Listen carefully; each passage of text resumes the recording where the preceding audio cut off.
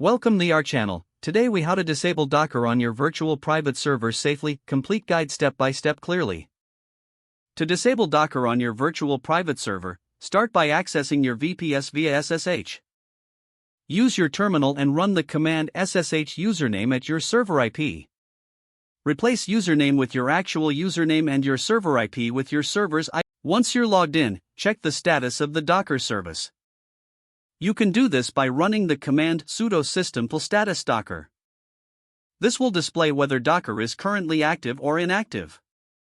If Docker is active, you will need to stop it. To stop the Docker service, enter the command sudo systemctl stop docker. This command will halt all Docker containers running on your VPS. Next, you may want to disable Docker from starting on boot. To achieve this, use the command sudo systemctl disable docker. This ensures that Docker does not automatically start when your server is rebooted.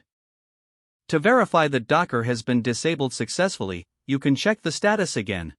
Run sudo systemctl status docker one more time. You should now see that the service is inactive and disabled. If you ever need to re-enable Docker, you can do so with the command sudo systemctl enable docker. To start it again, simply use sudo systemctl start docker. Remember, disabling Docker will stop all containers associated with it. Make sure to save any necessary data before proceeding with these steps. That concludes the guide on disabling Docker safely on your virtual private server. If the page does not load, refresh the browser or try again in a private or incognito window.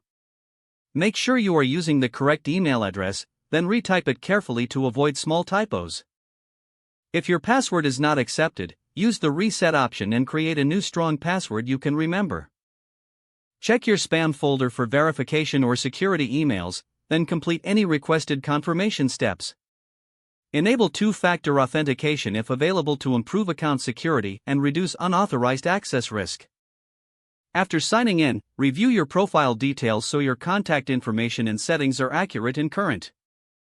If you see an error message, note it down and try again. Log out when you finish, especially on shared devices, to keep your account and payment information secure.